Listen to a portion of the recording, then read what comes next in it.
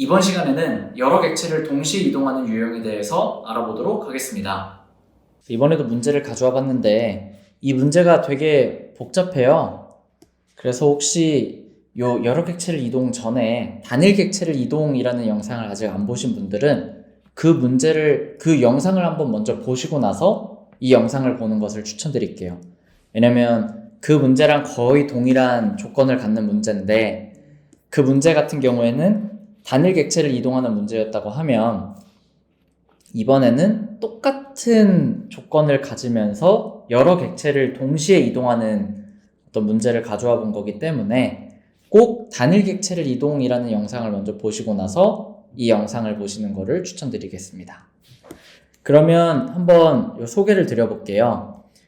m개의 구슬이 주어져요. 서로 다른 위치에서 시작을 하는데 이 예시를 보면 3, 15, 11 이 세 개의 위치에 구슬이 주어졌다고 생각을 해보자는 거예요. 근데 이 구슬들이 동시에 이동을 해요. 근데 어떤 조건을 갖고 이동을 하느냐, 이 인접한 4개의 칸 중에 현재 위치에 있는 숫자보다 더 큰 숫자로 동시에 이동하는 거예요. 3 같은 경우에는 5로 가고 11 같은 경우에는 16으로 가고 15 같은 경우에는 16으로 가요. 그러면 인접한 4칸에 이동할 수 있는 데가 여러 개면 상하 좌우 우선순위를 갖고 더 큰 숫자가 있는 경우에 먼저 이동하는 거예요.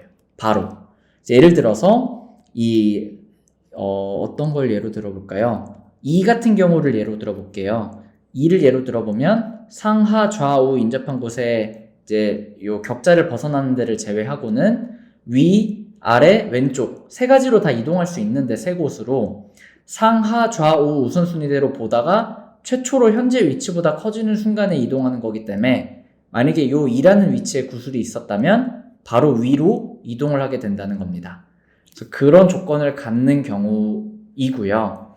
상하 좌우 중에 더 최초로 큰 곳으로 이동을 한다고 했을 때 이 구슬이 동시에 이동을 한다는 거예요. 근데 이동할 수 없는 경우도 있겠죠. 그럼 그 경우에는 움직이지 않는다고 가정을 해봅시다. 예를 들면 16의 위치에서는 상하 좌우 봤는데 다 자신보다 작기 때문에 움직일 이유가 없으니까 움직이지 않는 거겠죠. 그래서 동시에 구슬들이 이렇게 그 해당 조건을 만족하면서 이동을 했을 때 만약에 2개 이상의 구슬이 같은 칸에 오게 된다면 충돌을 하게 돼요.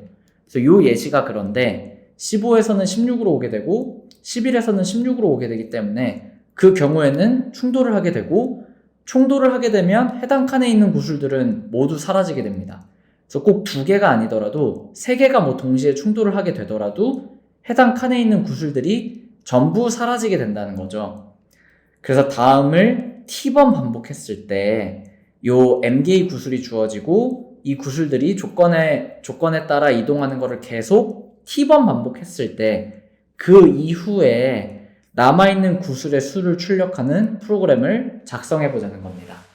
그래서 n 곱하기 n짜리, 이 예시에서는 4 곱하기 4짜리 구슬은 3개인데 3개의 위치가 2,1, 2,4, 3,3 그랬을 때 1초 뒤의 모습을 보면 15랑 11은 만나서 이제 사라지고 3은 5라는 위치로 오게 되니까 1초 뒤에는 구슬이 하나만 남게 되겠죠. 그래서 이 경우는 답이 1이 되는 겁니다.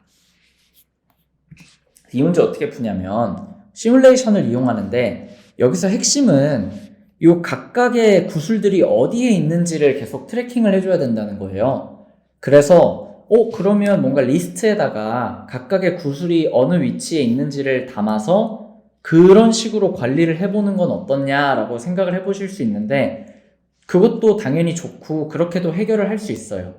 근데 이 문제를 생각해보면 격자로도 시뮬레이션을 할 수 있거든요. 그래서 그 경우 격자로 시뮬레이션 하는 경우가 더 코드를 짜기가 간편하고 삼성 소프트웨어 역량 테스트에 나온 문제들 보면 대부분이 다 격자로 시뮬레이션을 해도 문제를 해결할 수 있거든요. 그래서 나는 이거 굳이 격자로 안 짜고 그냥 리스트로 각각의 구슬들이 어느 위치에 있는지를 관리하는 식으로 해결해보겠다 라고 하면 그렇게 해결하시면 좋지만 저는 격자로 어떻게 이 시뮬레이션을 해결할 수 있는지를 소개를 드려보려고 합니다. 그래서 보면 이 문제에서 격자로 왜 해결할 수 있겠다는 생각이 드냐면 충돌 이후의 상태를 생각해 보자는 거예요. 예를 들어서 15랑 11이랑 16으로 이동하게 돼서 충돌하게 되면 구슬의 개수가 막 2개, 3개가 되는 게 아니라 사라지게 되죠. 그래서 이 문제에서는 생각해 보면 각각의 위치에 있을 수 있는 구슬의 수가 최대 1개다. 충돌하면 사라지게 되니까. 그래서 구슬이 없으면 0이라고 했을 때 각각의 구슬이 각 칸에 몇 개 있는지를 표시하면 충분히 시뮬레이션이 가능하다. 이런 인투이션이 중요합니다. 그래서 이렇게 입력이 주어졌다고 하면 이런 칸에는 구슬이 없지만 초기에 주어진 위치에는 구슬이 있기 때문에 1로 표시를 해서 이 구슬들의 어떤 상태를 나타낼 수 있다. 그러면 어떻게 해결할 수 있느냐? 이 구슬들을 처음에 한 칸씩 다 움직이는 거예요. 상하, 좌우 순서대로 보면서 자신보다 최초로 커지는 순간에 이동하고, 이 경우도 상하, 좌우 보면서 자신보다 최초로 커지는 순간에 이동하고, 상하, 좌우 보면서 최초로 커지는 순간에 이동하죠. 그럼 이런 모양이 되는데, 이 모양에 해당하는 상태를 나타내기 위해서 next count라는 배열을 활용합니다. 그래서 next count라는 배열을 어떻게 채워줄 수 있냐면 처음에 상태는 이런 식으로 될 거고 다음과 같이 채워줄 수 있다는 거예요. 각각의 격자에 있는 칸들을 보면서 저희가 count라는 곳에 0 아니면 1을 표시해서 각 칸에 구슬이 있는지 없는지를 표시하겠다고 했죠. 그러면 각각의 칸을 보면서 count의 값이 0이면 구슬이 없는 거니까 쭉 패스해요. 근데 그러다가 count의 값이 1이 되는 순간에 상하, 좌우 순서대로 보면서 최초로 조건을 만족하는 순간에 해당 위치에다가 next count 값을 1만큼 증가시켜주면 된다는 겁니다. 그래서 또 구슬이 없기 때문에 가다가 구슬이 또 있는 순간에 상하, 좌우 보면서 그 최초로 조건을 만족하는 위치에 1만큼 증가를 시켜주고, 왜냐면 이게 그 다음으로 구슬이 이동한 이후의 위치니까요. 또 한 칸씩 가다가 해당하는 위치에 구슬의 개수를 증가시켜주고 더 이상 구슬이 없기 때문에 변하는 게 없겠죠. 그래서 이런 식으로 한번 시뮬레이션을 진행해 보자는 거예요. 그럼 그 다음 count의 상태를 나타나는 next count라는 배열에 저희가 원하는 값이 들어가게 됩니다. 그럼 이 next count라는 값을 count라는 값에 다시 카피를 해줘야겠죠. 왜냐면 저희는 count라는 값을 활용해서 이 각각의 위치에 구슬이 있는지 없는지를 판단했기 때문에 next count 값을 count라는 배열에 다시 카피를 해주고요. 충돌을 처리해줘야 되는데 충돌 처리가 생각보다 간단한 거는 각각의 위치를 보면서 각 칸에 있는 숫자가 2보다 같거나 큰 경우에는 구슬이 충돌했다는 의미이니까 그 값만 0으로 바꿔주면 됩니다.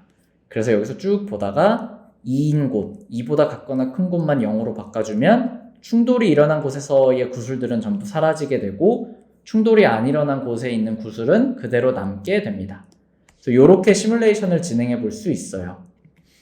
코드를 보면 처음에는 next count의 값을 다 0으로 초기화를 해놔야 되고요. 그 다음에는 요 1부터 n까지 쭉 하나씩 보면서 count 값이 1이 되는 경우가 구슬이 있다는 거니까 그 경우에 구슬을 이동해 주는 거죠.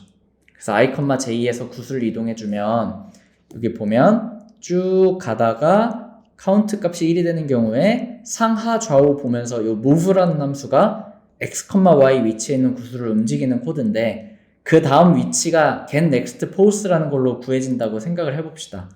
요거는 단일 객체를 이동하는 영상에서 제가 설명을 드린 것 같고요.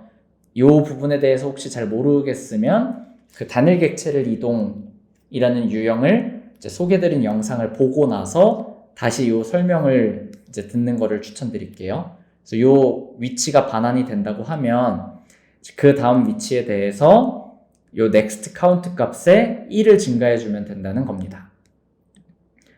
그래서 또 진행하다가 또 count가 1이 되는 순간에 그 다음 위치가 next x, next y가 이 위치가 될 거고 그 위치에 1만큼 증가시켜 준다는 거죠.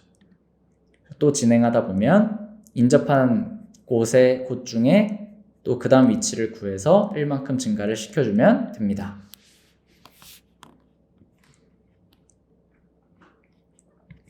그 이후에는 next count에 있는 값을 count로 다 복사를 해줘야겠죠. 그래서 1부터 n까지 쭉 돌면서 그 값을 복사를 해주면 되고요.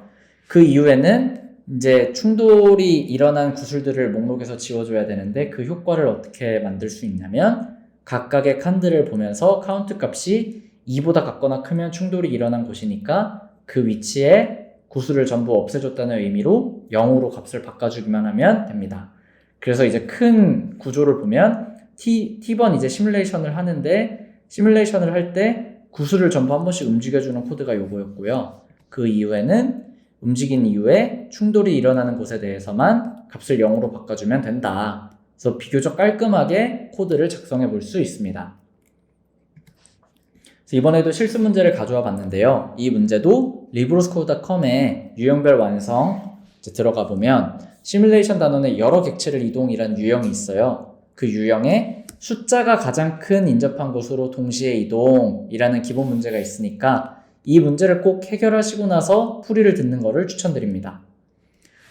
그래서 이 문제를 설명을 드리면 앞서 설명드린 문제랑 똑같은데 조건이 뭐가 다르냐면 이번에는 그냥 현재 위치에 적혀있는 숫자랑 상관없이 인접한 4칸 중에 가장 큰 값이 있는 위치로 동시에 이동하는 거예요.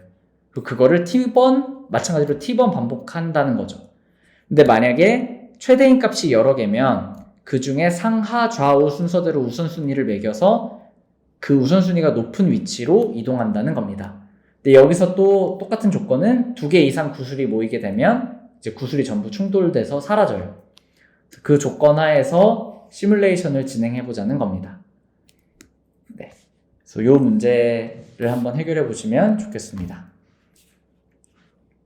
그래서 이 문제 전부 다 해결했다고 생각을 해보고 해설을 진행해 보도록 하겠습니다.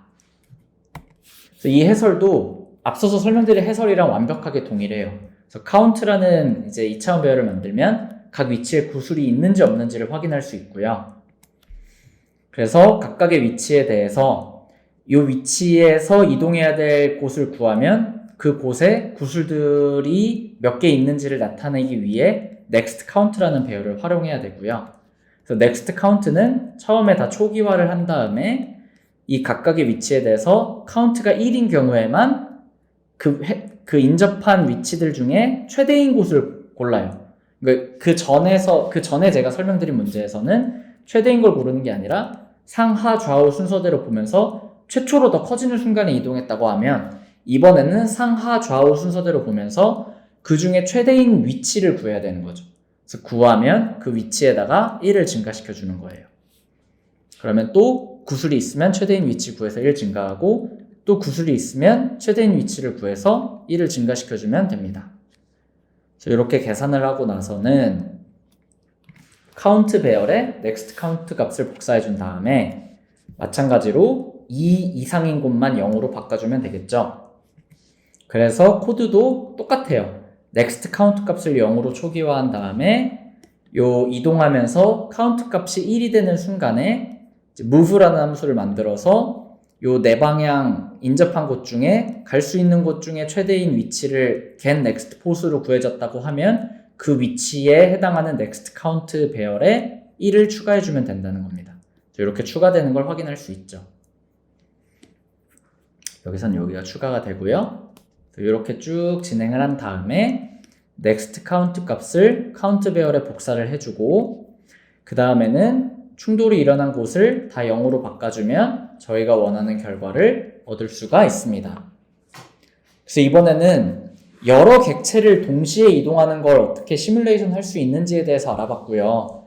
크게 복잡하지는 않고요. 단일 객체를 이동하는 문제를 잘 해결하실 수 있으면 여러 객체를 어떻게 관리할 수 있는지가 중요한 거예요. 그래서 삼성 소프트웨어 역량 테스트에 나오는 대부분의 문제들은 이 2차원 격자에 그 값이 있는지 없는지 혹은 각각의 격자에 어떤 값들이 있는지를 관리하는 식으로 대부분 문제가 해결이 되니까 격자를 이용해서 각각의 위치에 어떤 값이 있는지를 관리할 수도 있구나라는 걸 꼭 이해를 해주시면 좋겠고요.